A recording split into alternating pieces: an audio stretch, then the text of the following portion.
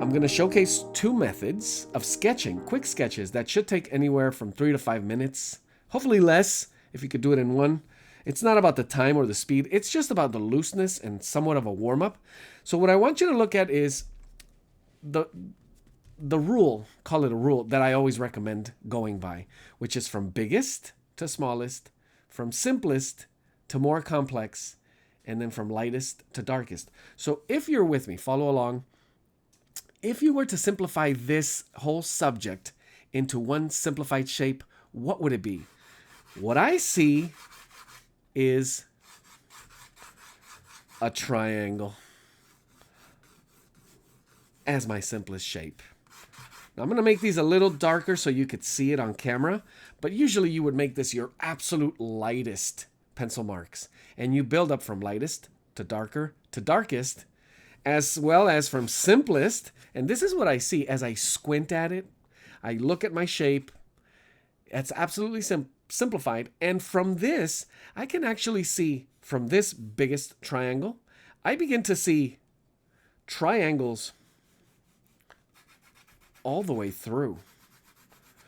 So from biggest to smallest and simplest to more complex, I begin to see triangles within the triangle, and triangles the form out of the triangle. If I see a circle, then I'll draw a circle. If I see a cone, then I'll draw a cone.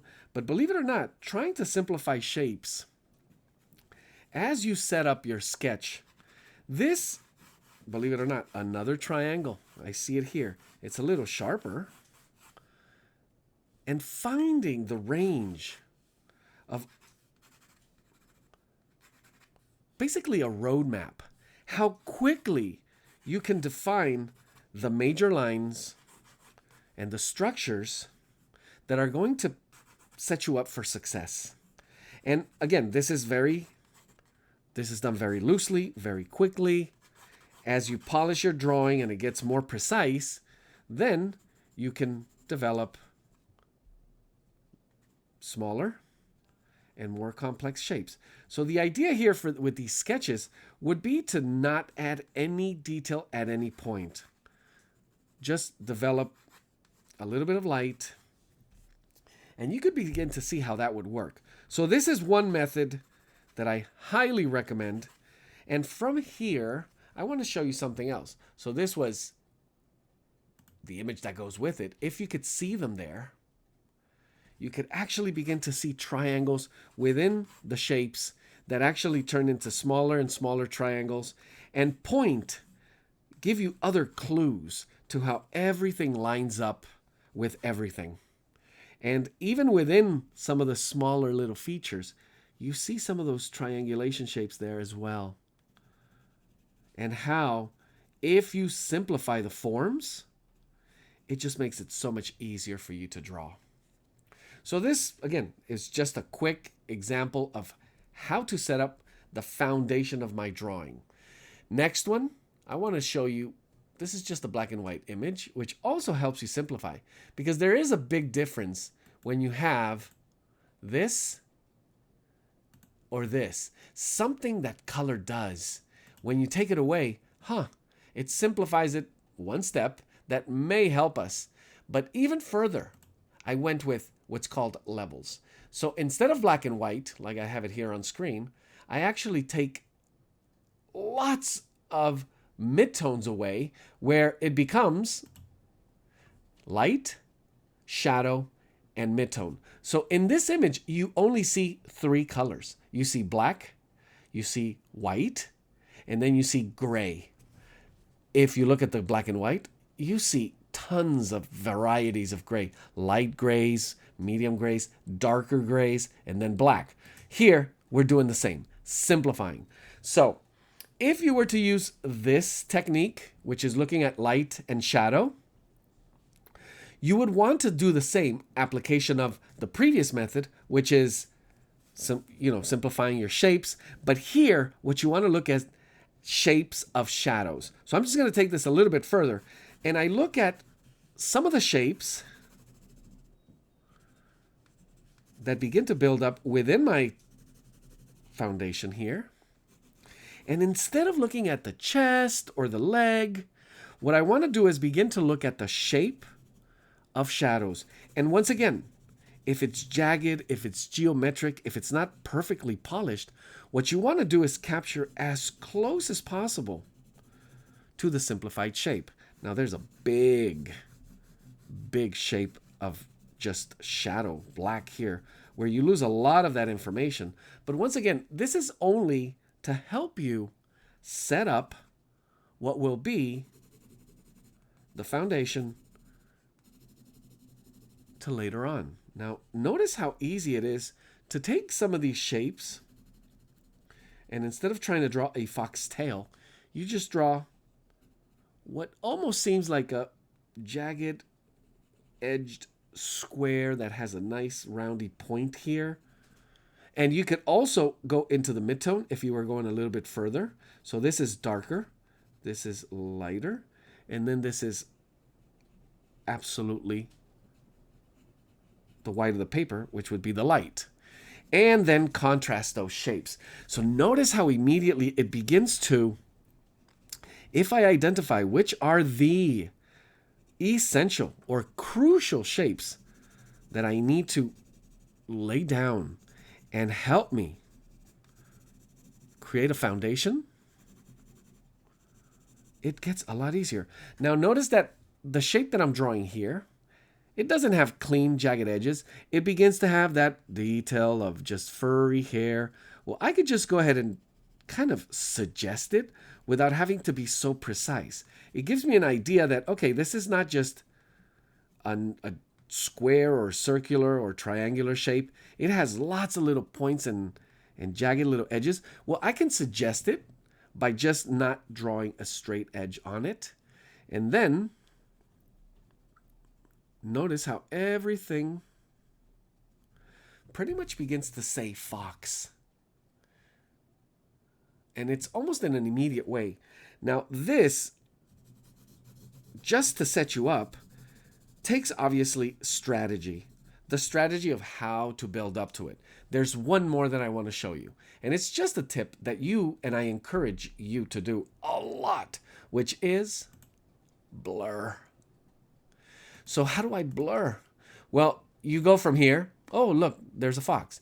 All you do is squint. And when you squint really, really hard, right through your eyelashes, it begins to blur out. Now, I'm forcing you to blur by doing this to the image. And it's kind of what you should be seeing. So when you look at this image, what are the things that stand out the most? Now, notice that the light becomes clear. I see light and shadow. And then the shapes become so simplified that my efforts to try and define what we usually get so caught up in, which are the details, so early on, are taken away. Now, the reason for this is when you squint your eyes, less light goes in, so less information goes into what our brain always tries to do, which is make sense of the world. And you can actually clarify and simplify, which is our mission, much, much easier.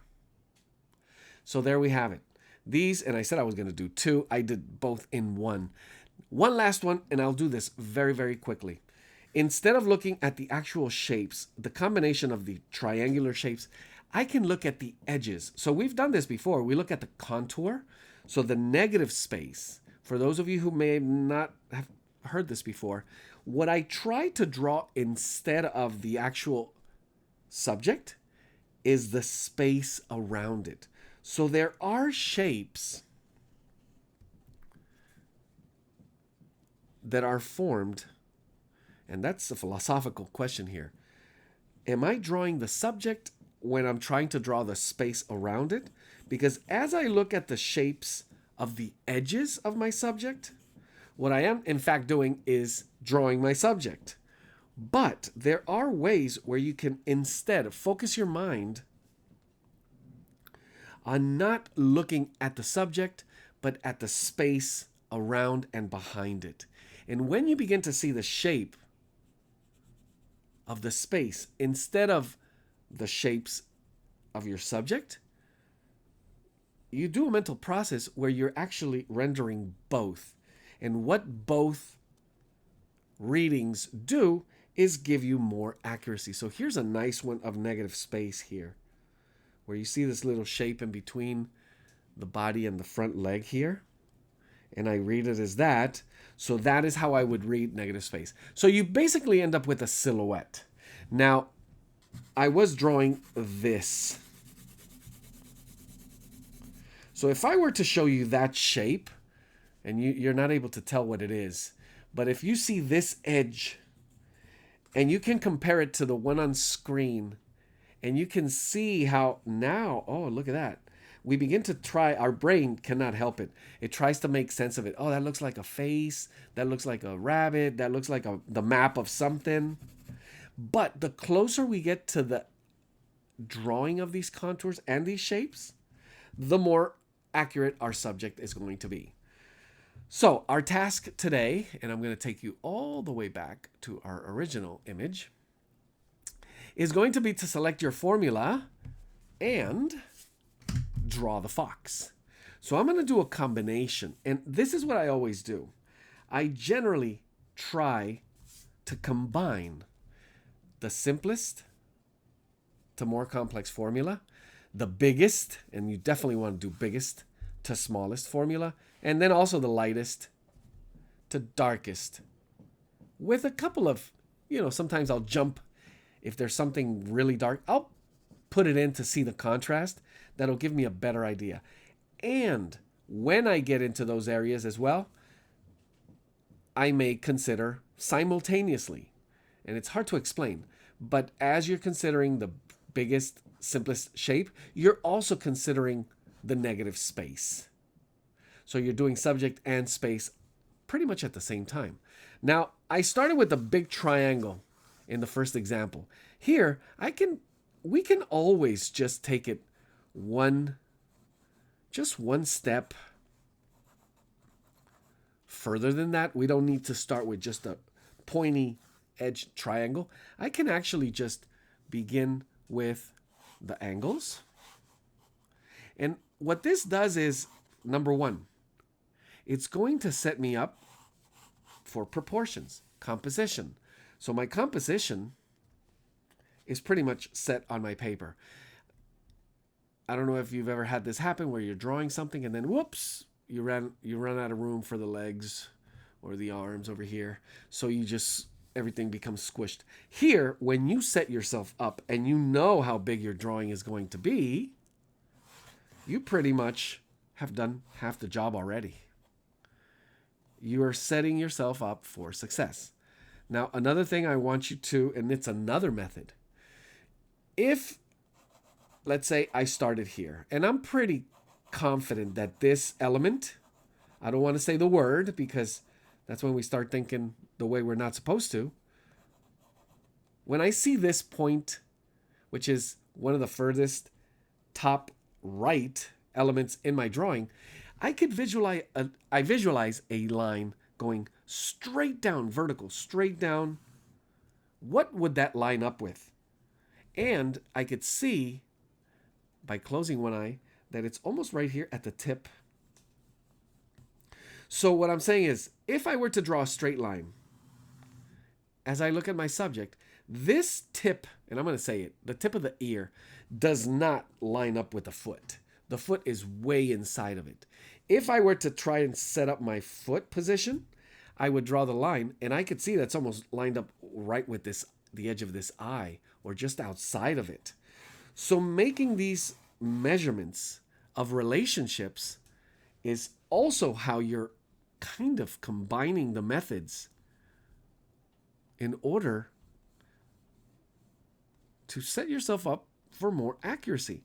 So here I was just mentioning simplest and biggest to smallest, also looking at negative space. So that's how it works. You're doing not just one, but pretty much one more than the others, and measuring Because in the end, when you simplify all of this, what is it? We're just setting down graphite lines on paper. Okay, what type of graphite lines? Well, they're straight lines right now, some curve. Most of them are beginning to be diagonal. So they're not vertical horizontals. They are angled lines. So for me to find the actual angle and the length of the line that I want to draw, that is going to be our key. The more accurate we find the angle of those lines, the better our drawing is going to be achieved. Now, one more thing. In this case, I'm looking at the eye line. Now, if I were to set a pencil on both eyes, are the eyes level or are they tilted? And if they're tilted, how much are they tilted? So I could actually lift my pencil, place it on my image, on my reference, and bring it down right over here. And it just gives me the line. Now, there is something that we as humans do all the time, which is when we see a vertical line, we feel calm. It's standing, it's structured, it's balanced, it's stationary. When we see a horizontal line, we're also calm because it's there, we recognize it, it's at rest. But anytime a line begins to have an angle, so it's a diagonal, we somehow, our brain tries to flatten it or make it vertical. So if I'm looking at this angle, the tendency is going to be to flatten it. If I'm looking at a line that's a little more vertical at an angle, our tendency is to also make it more vertical. So try to read the angles. And sometimes we deceive ourselves. We see the line and we say, yep, that looks pretty accurate. You need to come up with systems that will corroborate what you think you see and then what you actually laid down. Because once you set that line down, if there's no way of corroborating, then you're going to pretty much everything you do after that is going to be you're building on top of something that is not set properly. So corroborating, taking the time, and now I'm going to go a little more into reading of the space. So the negative space, so I could begin to see some of these curvatures. And notice that I'm still simplified. I'm still trying to get a sense of major, or once again, biggest shapes, some of the biggest angles. Now, you don't see me, but I am squinting a lot, almost all the time. So I'm doing this. This is what I'm saying, really. I'm trying to see this. And I'm not here yet, but I will be soon. That will be when I begin to look at the map of the lights and shadows.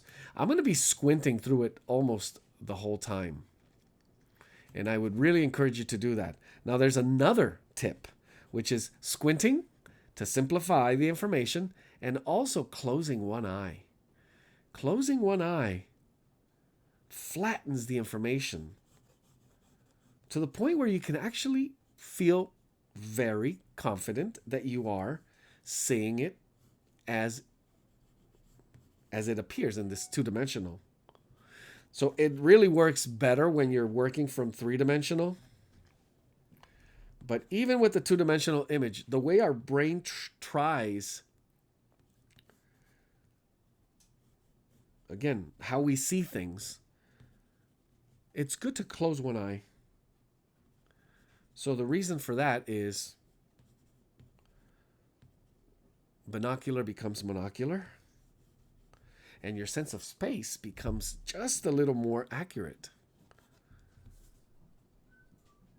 And at the same time, it's a little bit like squinting because you lessen the amount of information that comes in.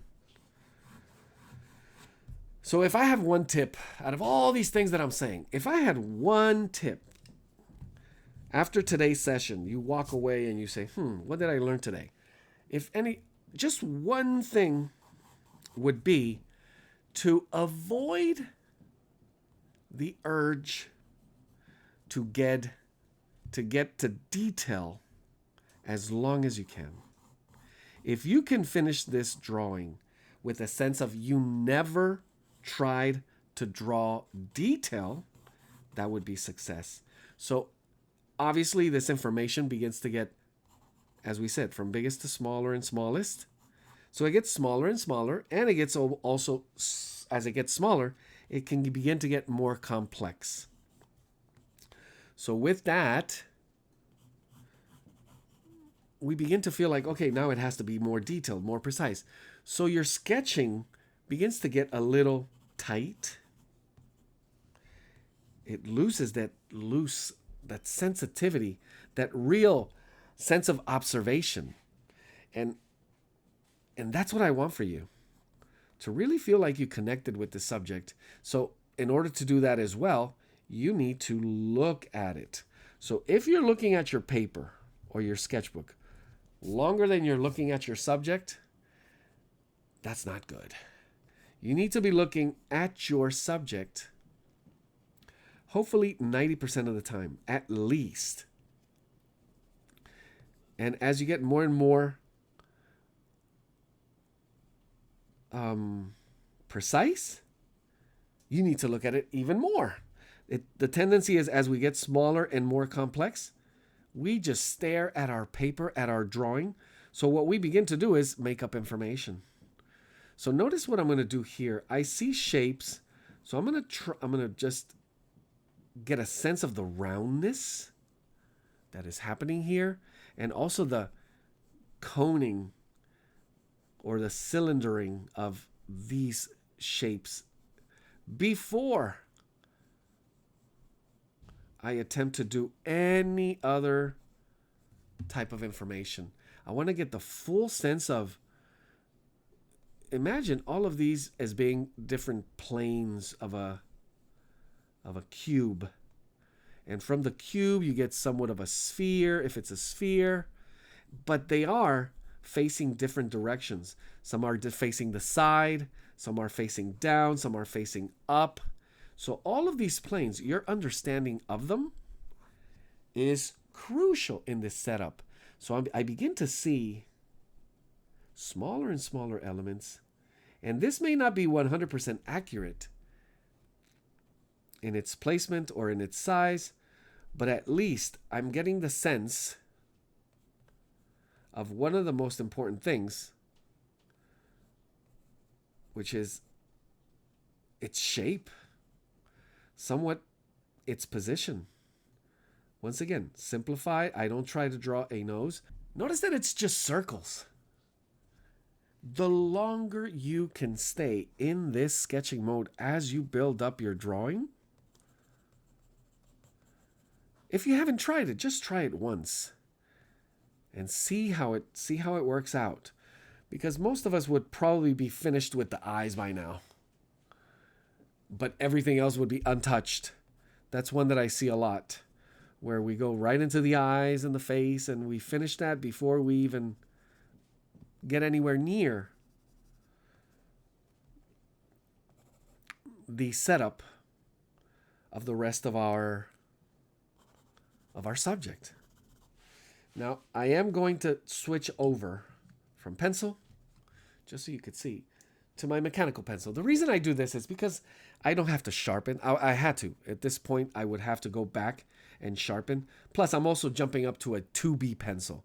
So I just went from HB, and you can see what I have so far. If I were to show this to 10 4-year-olds, 9 out of 10 would say, a fox, most likely. If we had a little thing going on here with the tail. So most likely we begin to get to the point where, okay, at least they'll recognize it as an animal. Maybe a cat, maybe a dog, maybe a fox. But we get the general sense. So what would be the next step? And I am going to switch the image now to looking at the light and shadow maps. So now that we have this, I want to see if I have it in my reference here. Just there, 1 second. There we are. What I want to do is stay in the same mode that I just applied to this foundational drawing here. I want to continue looking at my reference. I want to make some adjustments here as I see some of these elements, which are pretty much in the dark for the most part. There's not a lot of clear reading of light.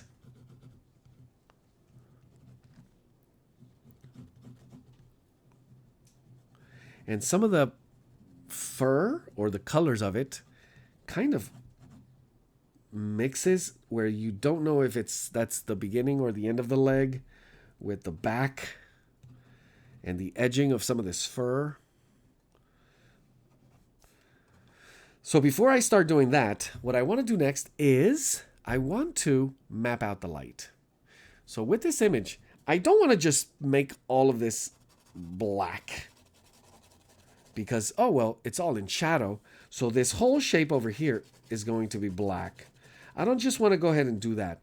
I want to get to areas where I can begin to mold and map out what I'm going to see as crucial in the composition of my contrast. What do I mean by that? How the light and the shadow contrast in order to create what we see as a beautiful image. So how do I do that? Believe it or not, easy. Squinting. If you squint, you are going to see the darkest dark and the lightest light immediately. So that's what you want to do. You want to identify your darkest darks. And you could do that looking at this image or at the color image. If you squint at it, almost where you barely see through your eyelashes, notice that you have lots of white right here, both legs, on the side, and right here on the sides of the mouth. But if you look for the darkest darks, I want to start immediately. Yes, we go here. There's going to be a lot of information lost there. We go right in here into the chest. So I want to slow down here because there's a lot of ways to texturize and create nice fur effects. And I'm going to show you that. And the most important one that I think that I need to work on next is going to be this one here. So I'm just going to suggest it. I'm getting a sense of, trying to get a sense of simplified shape. I'm not going full dark, meaning that's not the darkest this pencil can deliver. But I'm just kind of layering it in as a first layer to get a sense of how much farther I have to push it. Now we do have just a few lines that got a little too dark too fast. And they're gonna have to be cleaned up a little bit as we develop some of the elements of these shapes later on.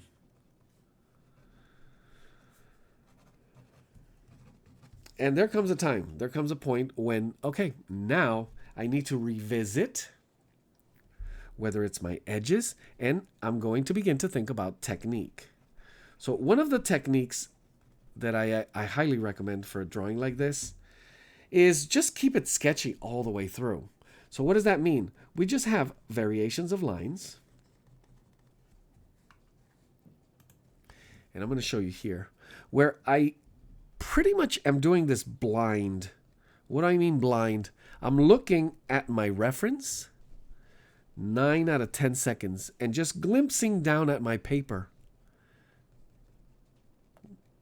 for 1 second every 10 seconds because my eyes are fixated on my subject. And I'm just trying to interpret the edges and the lines as I see them. Now, there may be parts where I need to be a little more precise. I'm going to slow down just a little bit and switch kind of the mechanics of the technique. So the line is going to change. It's going to flare out. It's going to soften. How am I going to deliver lines that are red and contrast those that are dark black or gray. Well, we're going to try to do that with pencil marks. So notice that these right in here, which would be the red area, are a little more spaced. They have a little more space. You could see some paper when in fact these here are going to get closer to each other and just a bit darker. As I develop both of these, I'm going to go for hatch. So this is kind of a parallel hatch. And now it's starting to look like a raccoon. And I have something that's a little bit lighter, just insinuating the light. So one key word that I want you to think a lot about is suggesting. Suggesting the information, sometimes with just little dots. Notice what I'm doing here, just dotting pencil lines in. Instead of me trying to draw every single little hair or shape of fur, I'm trying to stay simplified all the way through. And it is also beginning to get a little bit darker. So my pencil marks begin to get just a little bit darker. And they get a little more precise. But they stay loose, because I can come back in and rearrange any of these lines at any moment. Now here I have a cone. And what I mean by cone is this shape, concave or convex. So I go from concave to convex. And my lines should follow that. If you look closely, you're going to see the direction. And what you want to do is suggest, very simply. Notice how I did here. Suggest the direction. When you suggest the direction and you take the time to just do that, it reads better. It actually begins to show. Notice how that, it looks like sunlit in a gravelly path near a forest. Sunlight hitting a fox. And that's just by suggesting the type of line with a little bit of patience, or maybe a lot of patience. So here, once again, I'm looking at trying to simplify the shape as much as possible, and the shapes within a shape. So we have here what I would see as a round, but not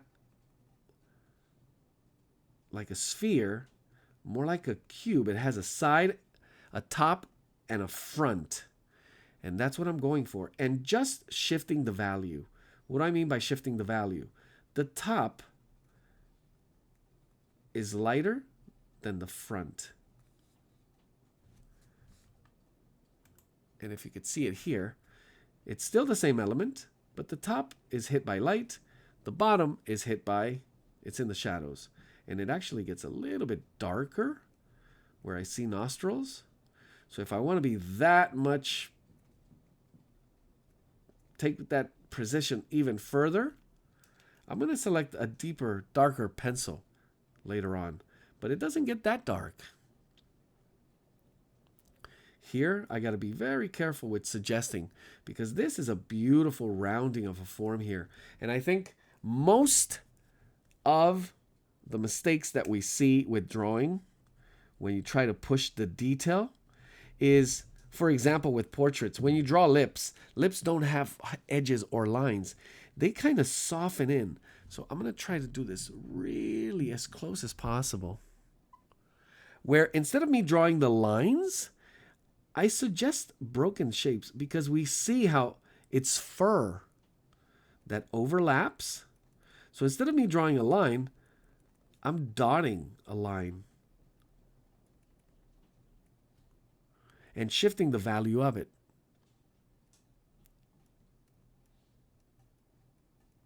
And I have some nice little whisker type marks that are about to, just again, suggested as I go to the edge. So here where you do that smile, that expression, think your lines through. And as you think them through, just make easy decisions. Okay, is my technique in terms of what type of line I'm using? Pace is also a very big, important one. Sometimes you need to slow down a little bit. Sometimes you need to speed it up. So making sure you're managing your pace, you're managing the selection of your technique, of the types of lines. Most importantly, keeping your eye on the subject. And then the value. So as our lines get darker, how much darker? Measure from what you have so far as your lightest, because we started really light. If I needed to go absolutely dark, what would be the darkest possible? And have a range where you always favor the side of lighter. Remember the rule, from lightest to darkest, where you can always have room to go darker. If you go too dark too early, then you're going to run into trouble later where, oops, I need something that's darker, and this is my darkest dark, so then everything is going to be kind of skewed, and you may have to do that dreaded erasing, rearranging from scratch. Or sometimes having to add things where something was looking so great and beautiful, and then boom, you lose it. So pacing yourself throughout. Making sure you just stay aware. It is a key ingredient, a key element. Managing your pace, having a little patience. But the most important one is observation. Are you looking at your subject? And there's a difference between looking, seeing, observing, analyzing. So which one are you doing? We could all look at it, but do you see it? And that's when artists that inspire us, they see things that others were not able to see before. And when they show us, all we can say is, wow. But I did see that before. I just had to see it, had to have someone show it to me. And recognizing that you can actually see it, observe it. So there's something about the way you not just look at it, see it, but observe it. It's about how you feel towards it. One thing I love is most people cannot look away from a sunset or a sunrise. And the key thing there is what it makes you feel. Oh, look how beautiful. It looks beautiful. What about it is beautiful? It's what it's making you feel, these sensations. You are seeing you're going beyond the sense of just sight. So with this fox, there's more to it than just looking. Although what I'm really recommending today is simplify it into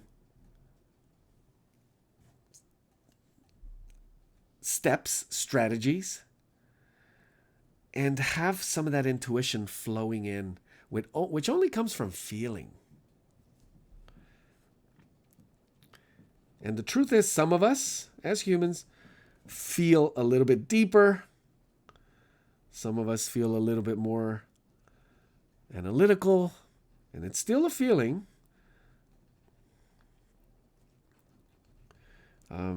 All the different ways. And that is the beauty. That's the beauty of art, where you could see how others feel. They're showing you. We're showing you. Whether you think about it or not, we'll be able to see it. And if there was no feeling, it'll show. And if there was a lot of feeling, it will show. For sure. So here I'm selecting a different type of line. And I kind of did what I said not to do, which was to get too caught up. But how could you not with this little face? Get caught up in that detail. But I am still sketching. If you look closely at my lines, you're going to see that all of these lines would be considered sketched in. And they're loose. My eyes are still on my subject. Most of my lines are flared out. So they're tapered. They're down and out. As it lifts, it thins. Now I'm beginning to look a little more at the shifting values of some of these areas. And all I want to read is edges, going back to the shape, and a technique of how would I develop these type of edges that get darker when it's actually other little hairs coming out the opposite way. So here's where I was suggesting having maybe a tool like an eraser that allows you to just bring out some of that. So strategizing for this is an excellent way. And we all come up with our own individual way of doing it. It is amazing what I see, especially with kids. They allow that creativity to just flow, where they'll even use saliva if they have to get that, that nice glossy look. Okay, that works.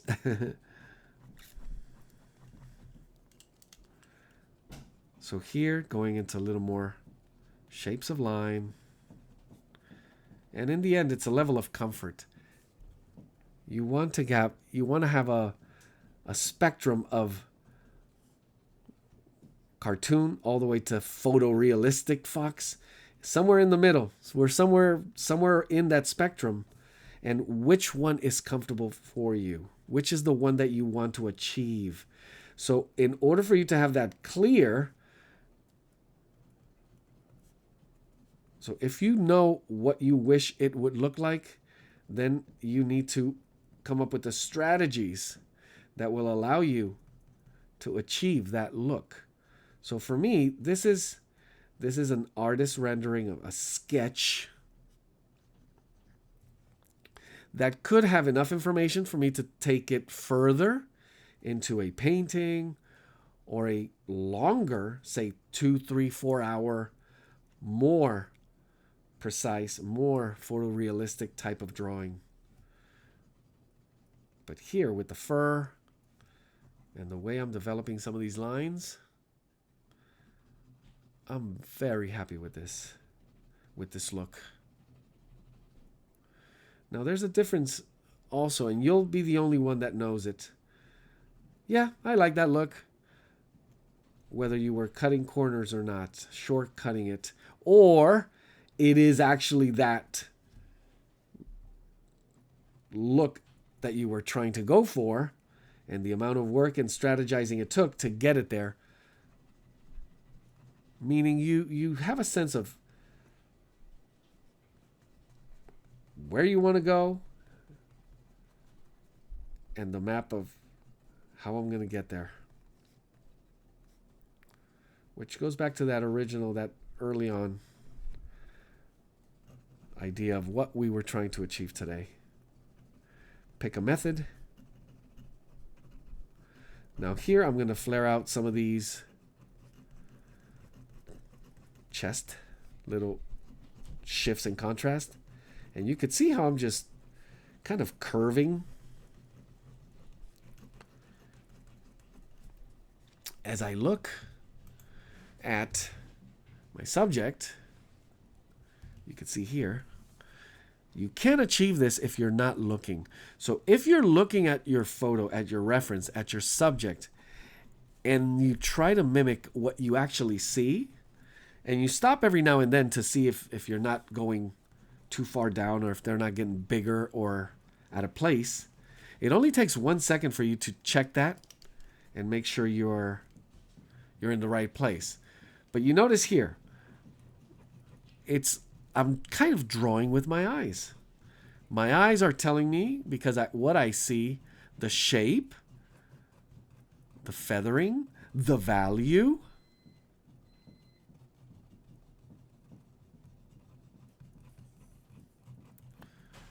And as best as I can,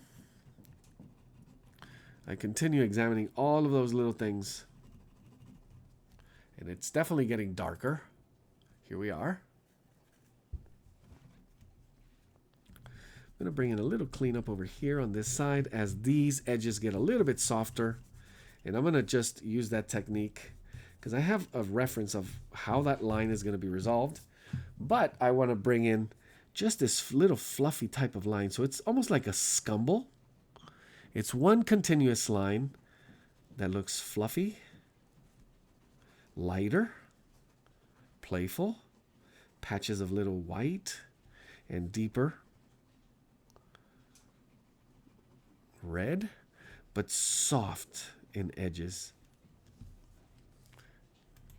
Let's give you a little closer look here where you can actually see it's kind of a scumble. If you're not familiar with what scumbling means, just one consistent line. It almost feels like you're writing cursive and shapes of letters almost. A lot of S's and C's, meaning the letter S and the letter C. And you could see how it covers and it suggests. So I know here I don't need to suggest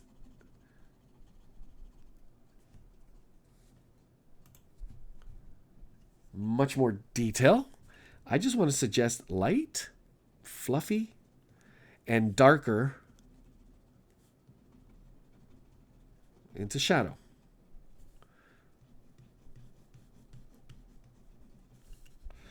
Some of your lines could get sometimes a little rhythmic. That means you're not looking at your subject. Unless the subject is patterned and rhythmic, what I'm saying is I avoid trying to get mechanical, where your line just goes, it's like a machine, just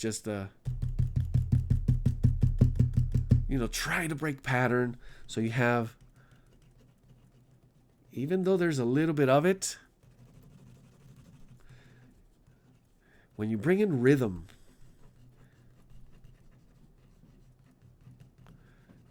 it's almost like dancing.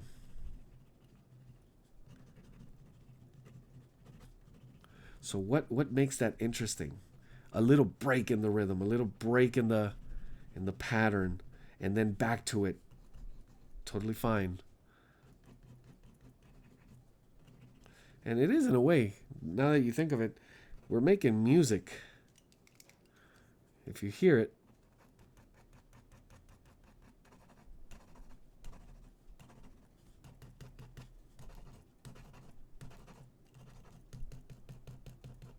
you can think of it that way.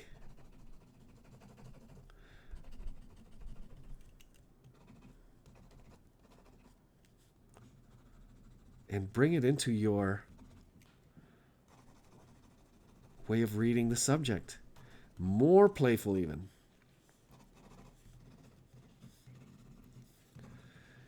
And the looser you become,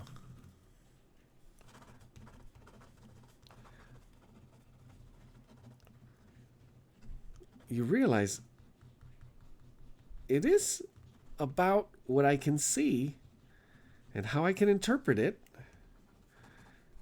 in just very, very simple, with very simple analysis of shape and value. So what the shape looks like, can I simplify it a little more? Break it into smaller lines, and then how dark or how light. That's it.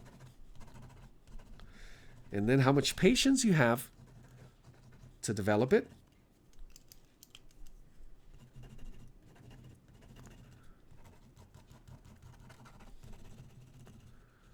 to take it to that place of comfort where you feel you captured your subject. And I'm feeling really good about this one. It's been fun.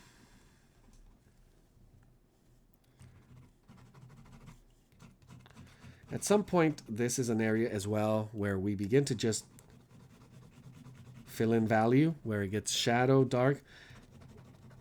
It's where it becomes automatic, repetitive. So try different, innovative, creative ways to deal with those shadows. Because when you look at a shadow, you're always going to find shapes and shadows within the shadows, light within the shadows. It's not all just, a black hole would probably be the only thing I can think of that we're going to have to just fill in with pure black. Everything else, there's going to be shifts. There's going to be light. There's going to be gradients. There's going to be texture.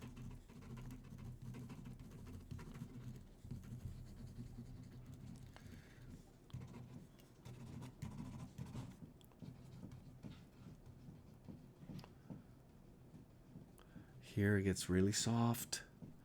It gets a little slower.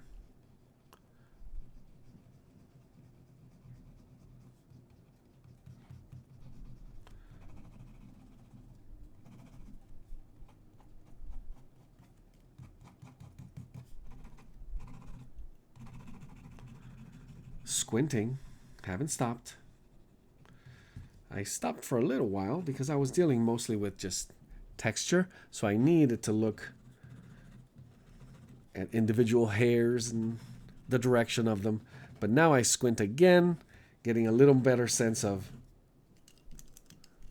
darker and lighter. Resolving some of the shapes. Notice that I'm still going a lot to that, not cross hatching, but just parallel hatching. With beautiful, fluffy lines all the way down here.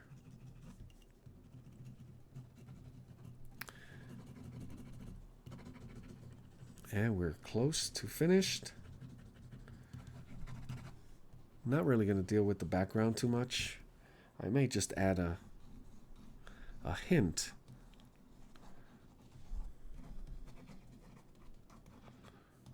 of a blur space back there, just like that.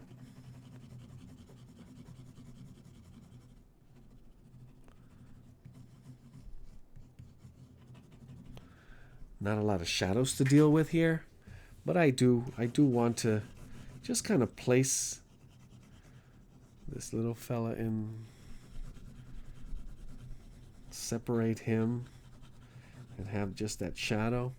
So notice it got a little, and I could, one of those things I said, it's not a black hole, it's a shadow. So our tendency is to just color it in. And you do want to kind of get more creative than that.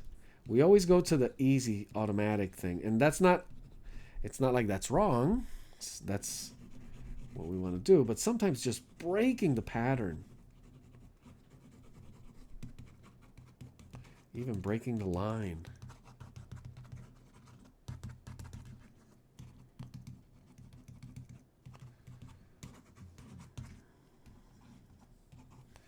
And then giving it one quick look.